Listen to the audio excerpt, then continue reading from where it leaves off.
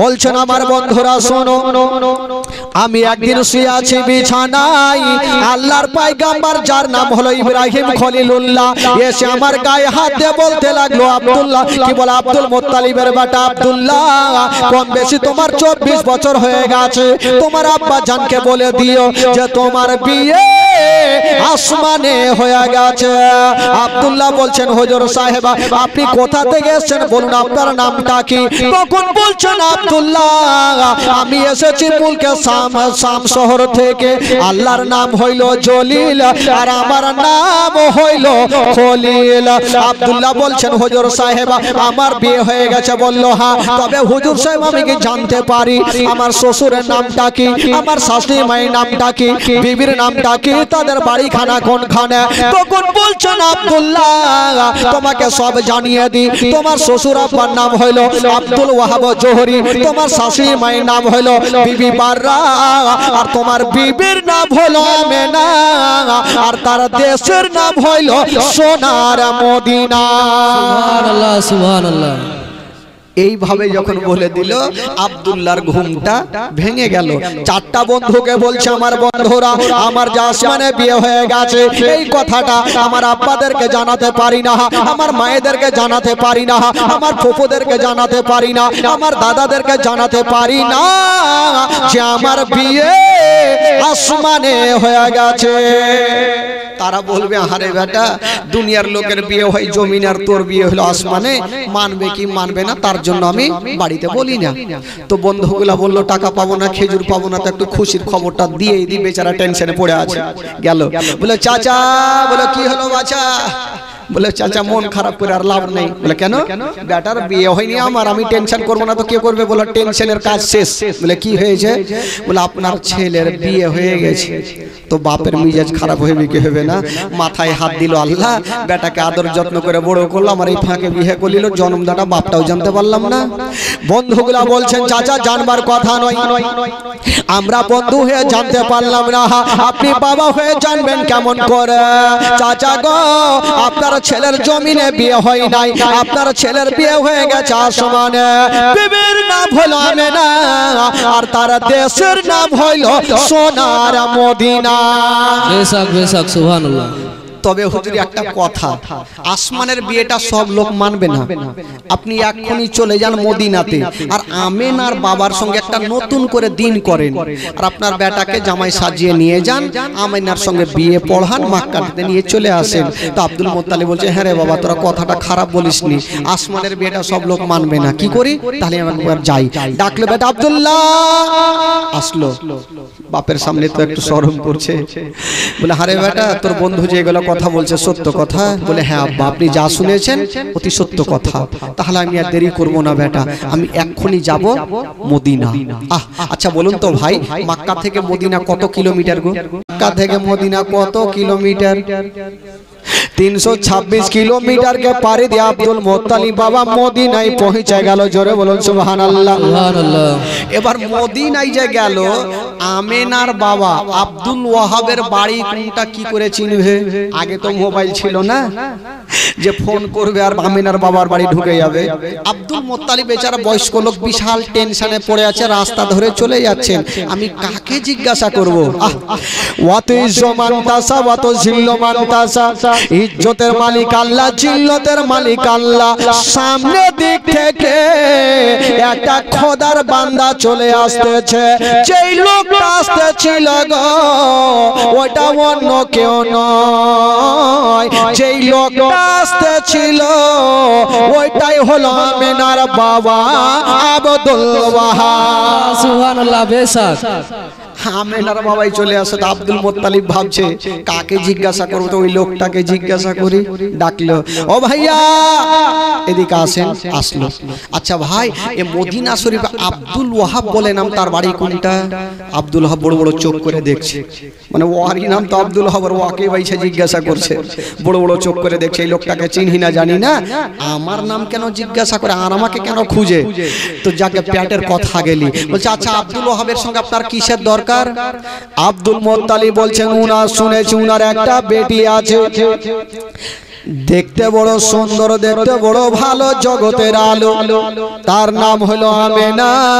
ওই আমেনার সঙ্গে আমার বেটার বিবাহর প্রস্তাব এনেছি। আমি ডাইরেক্ট আমেনার বাবার সঙ্গে কথা বলতে চাই। আমি ডাইরেক্ট কথা বলবো। আব্দুল ওয়াহাব বুঝা গেল যে তাহলে আমারই কাছে এসেছে, যেহেতু আমারই বেটির নাম আমেনা। আব্দুল ওয়াহাব বলছেন, ভাই আপনার বাড়ি যেই কানে হোক না কেন, আপনার আশাটা বেকার হয়ে গেল। বলল কেন? বলো আমেনার বিয়ে কিন্তু হয়ে গেছে। আব্দুল মোত্তালিব বলছেন, হায় আল্লাহ, আমি বয়স্ক মানুষ, এত দূর থেকে আসলাম আর আমেনার বিয়ে হয়ে গেল। তো যাকে হয়ে গেল তার কিছু করার নাই, বাড়ি চলে যাব। তো জিজ্ঞাসা করছেন, ভাইয়া আচ্ছা বিয়েটা কোথায় হয়েছে গো, একটু বলেন তো। বলে বিয়েটা হয়েছে মক্কা শরীফে। জোরে বলুন সুবহানাল্লাহ। সুবহানাল্লাহ বেশাক। আরো জোরে বলুন। আব্দুল মোত্তালিব বলছে, মক্কা তো আমারও বাড়ি। বলে আচ্ছা আচ্ছা বলুন তো জামাইয়ের নামটা কি? বলে জামাইয়ের নাম হলো হযরত আব্দুল্লাহ। জোরে বলুন সুবহানাল্লাহ। আব্দুল মোত্তালিব বলছেন, কুটুমতালি একটু কাছিয়েছি, রশ্মি একটু কাছিয়েছি, কারণ আব্দুল্লাহ তো আমারই বেটা। আচ্ছা আব্দুল্লাহ তো আরো থাকতে পারে, একটু বাবার নামটা জানি। আচ্ছা বলুন তো গো ভাই, আব্দুল্লাহর বাবার নামটা কি? তখন আব্দুল কি বলে আব্দুল ওয়াহাব বলছে, না শুনেছি উনার বাবা কাবা শরীফের দেখভাল করে, যার নাম হলো জনাবে আব্দুল মুত্তালিব। জোরে বলুন সুবহানাল্লাহ। যেমন এই কথা বলা, আব্দুল মুত্তালিব দেরি করলেন না, বাবা চট করে বুক কানে ধরে টেনে বুকে লাগিয়ে চাইছো বিহাই সাহেব। বিহাই বলে না কি বলে? আপনাদের ভাষায় কি বলে? বিহাই বলে। আর বিহাই বিহাই যদি এক জায়গাতে হয়ে যায় ভাই, দুনিয়ার গল্প অর্ঘের মধ্যে আছে। আব্দুল ওয়াহাব বলছে, আপনাকে চিনি না, জানি না। আর বিহাই বলে, কেন বুকে লাগাইলে? বলছে, আমি লাগাবো না তো কে লাগাবে? আপনি যেমন আমেনার বাবা আব্দুল ওয়াহাব, আমি হলাম সেই আব্দুল্লাহর বাবা আব্দুল মুত্তালিব। সুবহানাল্লাহ সুবহানাল্লাহ বেশাক। ও আপনি আব্দুল মুত্তালিব? বলে হ্যাঁ, তার জন্য তো বিহাই বলে বুকে লাগিয়েছি। তো আব্দুল ওয়াহাব বলছে, আচ্ছা আপনি ছেলের বাবা? বলে হ্যাঁ। তো আব্দুল মুত্তালিব বলছে, হ্যাঁ বিহাই সাহেব, আপনার মেয়ে আমার ছেলে, বিয়েটা হইলো কি করে জানতে পারলাম না। আমেনার বাবা বলছে, ভুল কথা, ওইটা কথা নয়, আপনি না জানতে পারেন, কিন্তু আমি মেয়ের বাবা, আমি সব জানি। বললো কেমন করে? বলছে, আমি একদিন শুয়ে আছি, আল্লাহর পয়গম্বর যার নাম হলো ইব্রাহিম খলিলুল্লাহ এসে আমার গায়ে হাত দিয়ে বলতে লাগলো, ও আমেনার বাবা আব্দুল ওয়াহাব জোহরি, আপনার বেটি আমেনা 16 বছরের হয়ে গেছে, যুবতী হয়ে গেছে। ওই আমেনার জন্য কোনো রকমের টেনশন নেবেন না, আমেনার জন্য কোনো রকমের চোখের পানি ফেলাবেন না। ওই আমেনার বিয়ে আসমানে হয়ে গেছে, জামাইয়ের নাম হলো আব্দুল্লাহ, আর আমি বলছি ইব্রাহিম খলিলুল্লাহ। তো বিয়ে হয়ে গেছে। তো আব্দুল ওয়াহাব বলল, বিয়ে আমিও শুনেছি আসমানে বিয়েটা হয়ে গেছে, তাহলে কি করা যাবে? আব্দুল মুত্তালিব বলছে, দেখো ভাই, আসমানের বিয়েটা সব লোক মানবে না, তার জন্য এত দূর থেকে আমি আসলাম, একটা নতুন করে দিন করা হোক। বলে হোক তাহলে। একটা তারিখ নির্ধারণ করা হলো, যেটা হলো কুরবানি চাঁদের 9 তারিখ, কেউ বলেছে 10 তারিখ, আর বিয়ের দিনটা হলো বাবা সোমবার। দিন কি হলো? নবীর বাপ মার বিয়ে দিন হলো সোমবার। ও যুবক বন্ধুরা, নবী মার পেটে যাচ্ছেন তাও নবী সোমবারে, নবী দুনিয়াতে আসছেন তাও নবী সোমবারে, নবী মক্কা থেকে মদিনা যাচ্ছেন তাও নবী সোমবারে, নবী দুনিয়া থেকে বিদায় নিয়ে যাচ্ছেন তাও নবী সোমবারে, সব দিকে সোমবার। এবার বিয়ের দিন ঠিক হইল, আব্দুল্লাহকে জামাই সাজিয়ে নিয়ে গেল, বিয়ে পড়ালো। আচ্ছা বলুন তো ভাই, আজকাল যখন বিয়ে হয় তো নতুন বউ জামাইকে কিসে করে নিয়ে যায়? গাড়ি বাড়ি এটা ওটা সবই ভাড়া করে নেয়। আগে তো ছিল না, আগে পালকিতে করে নিয়ে যেত। তো 4 জন পালকি ধরতে যাবে। পালকি বুঝলেন তো? বুঝলেন? আজকাল ছেলেরা বুঝবে না, কিন্তু আগেকার চাচা যারা আছে তারা পালকি ভালোই বুঝে। এই যে 4 জন কাঁধ হাতে করে নিয়ে যাবে, তো যেমনই 4 জন ব্যক্তি হাত দিতে যাচ্ছে, আমেনার বাবা বলছেন, ওগো আমার বিহাই আব্দুল মুত্তালিব, আমার আমেনার পালকিটা কেটা বহে নিয়ে যাবে। বলো আমি যাকে খুশি তাকে দিয়ে নিয়ে যাব। বলো ওটা কথা নয়, আমেনার পালকিতে যে সে ব্যক্তি যেন হাত না দেয়। আমার আমেনার পালকি ওই ব্যক্তি নিয়ে যাবে যারা পা থেকে মাথা পর্যন্ত কোনো গুনাহ না থাকে। আমেনার পালকি ওই ব্যক্তি নিয়ে যাবে যার পা থেকে মাথা পর্যন্ত কোনো গুণ হয় নাই। আব্দুল মুত্তালিব বলছেন হায় আল্লাহ, এরকম লোক আমি জিন্দেগিতে আর খুঁজে পাবো না। এখন কার পাপ নাই এরকম লোক খুঁজতে 2-4 বছর সময় লেগে যাবে। আল্লাহ গো, তুমি একটা সুরাহা করে দাও আমার বৌমা আমেনাকে যেন আজকে মক্কা নিয়ে যেতে পারি। বেরাদার বন্ধুগণ, বাবাজি আমার, তবে বিবাহ পড়াবার আগে আল্লাহর একজন ফেরেশতা যার নাম হলো জিবরাইল বলছেন আল্লাহ গো, আপনার ওই ব্যক্তিটার নাম কি যাকে গোসল দেওয়া হচ্ছে? বলে ওটা হলো আমার নবীর আব্বা আব্দুল্লাহ। বলে আল্লাহ গোসল কেন দেওয়া হচ্ছে? বলে আজকে আমেনার সঙ্গে বিয়ে আছে। যেমন এই কথা বলা, আল্লাহর ফেরেশতা জিবরাইল বলেছিলেন আল্লাহ গো, আমি কোনোদিন কোনো কথা বলি নাই গো আল্লাহ। আপনি কাউকে বলেছেন কালিমুল্লাহ, কাউকে বলেছেন ইব্রাহিম খলিলুল্লাহ, আর আপনার শ্রেষ্ঠ নবীকে বলেছেন আনতা হাবিবুল্লাহ। ইয়া আল্লাহ, আজকে আপনার শ্রেষ্ঠ নবীর বাপ মার বিয়ে হবে, আর ওই বিয়ের বরযাত্রী যাবে জিবরাইল। বরযাত্রী বলে না কি বলে? কি বলে? বরযাত্রী বলে। দেখি হ্যাঁ হু করবেন, জানি না আপনাদের ভাষা কি বলে না বলে, এই জন্য একটু দহিরে লিখি ভাই, না হলে এবার বইলে চলে যাবো। আপনার বরযাত্রী কি বুঝবেন জানি না। বরযাত্রী তো আল্লাহ বলছেন এই জিবরাইল, এটা কেমন কথা বললে? তুমি কেমন করে বরযাত্রী যাবে? আচ্ছা বলুন তো ভাই, ফেরেশতাদের দেখা যায়? দেখা যায়? ডান ঘাড়ে আছে ফেরেশতা, বাম ঘাড়ে আছে ফেরেশতা। হাত দিলে ধরা যায় না, হাত দিলে বোঝা যায় না, ফেরেশতাদের ওজন বোঝা যায় না। ও জিবরাইল বলো তুমি কেমন ভাবে যাবে বলো? জিবরাইল সেকেন্ডে জবাব দিয়েছিলেন আল্লাহ গো, আমি কেমন ভাবে যাব তাই আপনি বলছেন? আমি যেমন ঈসা পয়গম্বরের আম্মা জান বিবি মারিয়ামের কাছে মানুষের রূপ ধারণ করে গেছিলাম আল্লাহ, আজকে শ্রেষ্ঠ নবীর বাপ মার বিয়েতে আমি মানুষের রূপ ধারণ করে যাব গো আল্লাহ। সুবহানাল্লাহ, সুবহানাল্লাহ। কথার জবাব কথাই দিলেন, আমার আল্লাহ তাআলা রাজি হয়ে গেল। যাও, যখন তুমি যেতে চাইছো যাও, বরযাত্রী যাও। জিবরাইল যখন ছুটি পেয়ে গেল, মিকাইল বলছেন আল্লাহ গো, আমারও ছুটি হলো, আমিও যেতাম। বলে যা, তোরও ছুটি থাকলো। ইসরাফিল ফেরেশতা বলছেন আল্লাহ আমিও যাব। বলে যা, তোরও ছুটি থাকলো। ইসরাইল আলাইহিস সালাম উনি বলছেন আল্লাহ আমিও যাব। বলে যা, তোরও ছুটি থাকলো। আল্লাহ পাকের 4 জন মুকাররর ফেরেশতা, একটা হলো জিবরাইল, একটা হলো মিকাইল, একটা হলো ইসরাফিল, আর একটা হলো ইসরাইল আলাইহিস সালাম যাওয়ার জন্য রেডি হচ্ছেন বাবা। আর ওইদিকে হুর গিলমান নাম শুনেছেন বাবা? গিলমানরা হলো পুরুষ জাতি আর হুরিরা হলো নারী জাতি। হুরিরা বলছেন আল্লাহ গো, ফেরেশতারা যখন ছুটি পেয়ে গেল আমরা কি ছুটি পাবো না? বললে তোরা কি করবি?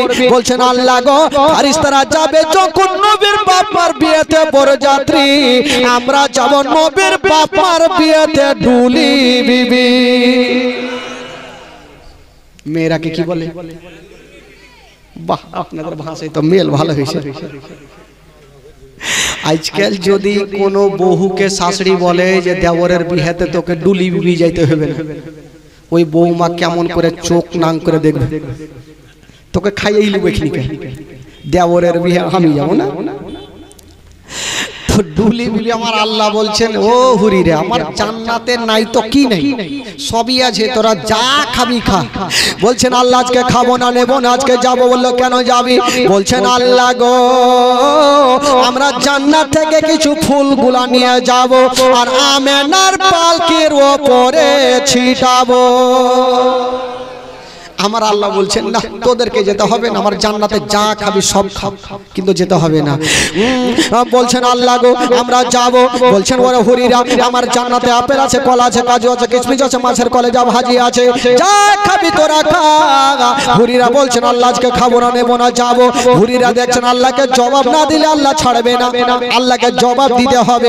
বলছেন আল্লাহ গো, আপনার 8খানা জান্নাতে আপেল আছে, কলা আছে, কাজু আছে, কিশমিশ আছে, মাছের কলেজা ভাজি আছে, সব কিছু আছে, কিন্তু একটা জিনিস খুঁজে পাওয়া যাবে না।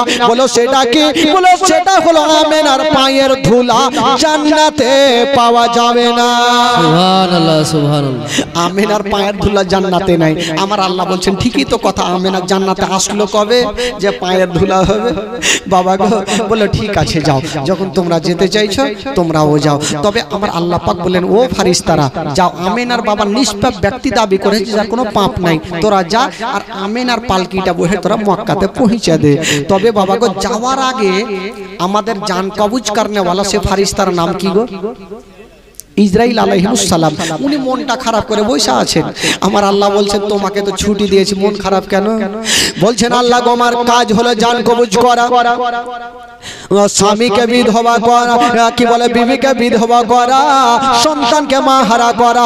আল্লাহ গো আমার কাজ হলো জানকে কবজ করা, আমাকে সেকেন্ডের মধ্যে কোনা কোনায় যেতে হয়। আল্লাহ আমার কাজ তো জান কবজ করা, আমি এখান থেকে যাব জমিনে, জমিন থেকে যাব মক্কা, মক্কাতে আমেনাকে নিব, কি বলে মদিনাতে আমেনাকে নিব, মক্কা পৌঁছাবো। এই যে আসা যাওয়াতে দেরি হবে, এতক্ষণ জানটা কবজ করবে কেটা? ও তার জন্য মন খারাপ বলে। আমার আল্লাহ বলছেন মন খারাপ করার দরকার নাই, এমন কথা যখন তুমি তুলে ধরেছো যাও যাও। ওই আমেনা মদিনা থেকে মক্কা যতক্ষণ না আসে, আব্দুল মুত্তালিবের বাড়িতে না আসে, আব্দুল্লাহর ঘরে না আসে, আমি আল্লাহ তাআলা একটা জীবের মরণ হইতে দেব না, আমি মরণটাকে রুখে দিলাম। সুবহানাল্লাহ সুবহানাল্লাহ। যাও আমেনা যতক্ষণ পর্যন্ত মদিনা থেকে মক্কা না আসবে আমি মরণটাকে রুখে দিলাম। যাওকে খেতাবাত কিতাবে লেখা আছে ভাই যে আমেনা যতক্ষণ পর্যন্ত মক্কা মদিনা থেকে মক্কা না এসেছিলেন কোন জীবের মরণ হয়নি। বেরাদার বন্ধুগণ বাবাজি, এবার চারজন ব্যক্তি আমেনাকে নিয়ে পৌঁছে দিলেন মক্কাতে। যেমনই মক্কাতে যাওয়া, আব্দুল্লাহর ঘরে যাওয়া, আব্দুল্লাহর সঙ্গে ঘর সংসার শুরু হয়ে গেল। বাবা ও যুবক বন্ধুরা, এত কথা খুলে বলবো না, একটা কথা বলে দি বাবা। ওই আব্দুল্লাহ যেমনই মা আমেনার কপালে একটা চুমা দিয়েছেন বন্ধুরা, আব্দুল্লাহর পেশানিতে যে নূরটা চমকাইতেছিল মা আমেনার পেটে জমা হয়ে গেল। জোরে বলুন। আপনাদের ঘুম লাগছে নাকি ভাই? আচ্ছা আপনারা ভাষা বুঝতে পারছেন তো? অসুবিধা হয় না? তাহলে একবার হাত তুলে বলুন তো সুবহানাল্লাহ। জোরে বলুন সুবহানাল্লাহ সুবহানাল্লাহ। পিছনে কয়েকটা চাচা যে ফের চাড়েন এইভাবে করছে। তবে একটা জিনিস উঠা ভাগাভাগি করিয়েন না ভাই। জালসা চলাকালীন যদি কেউ উঠে তো বক্তার মিজাজ খারাপ হবে না। এক জায়গাতে জালসা চলছে ভাই, জানেন চলছে চলছে আর এত জালসা জমেছে কেউ উঠে না। মিডিল একটা লোককে কিন্তু পায়খানা লেগেছে, উঠতে উঠতে হবে। ও উঠছে আর মাওলানা জালসা জমে বসে ই ভয়ে বসে বসে সব থামা যাবে, পায়খানা থামা খুব কঠিন আছে ভাই। আবার 10 মিনিট পর আবার উঠতে যাইছে, মাওলানা সে বলছে আবার বসে গেছে। ই ভাবলো বাড়িতে ঘুমাইতাম খুব ভালো ছিল ভাই, কোন মাওলানার জালসা শুনতে আসলাম যে এই পায়খানায় বন্ধ করে দিল। হঠাৎ করে কারেন্টটা কিন্তু চলে গেছে, অন্ধকার। ই ভাবলো এর সুযোগে ভেগে যাই, উঠে কিন্তু পার্শ্বে চলে এসছে। চারিদিকে তো লোকজন কুণ্ঠে যাব, তো 8 নম্বরের জুতা পড়েছিল, এই জুতাতে কাম সেরে দিয়ে যা বসে গেছে। মাওলানা সাহেব এ বান্দা সারা রাত থাকবে, ভাগবে না। ইয়ার ভাগে তো ট্যাঙ্কি খালি করলে। আর আসলে ওই জুতাটা সাধারণ লোকের ছিল না, যে মাওলানা জালসা করছিল ওয়ারি জুতা।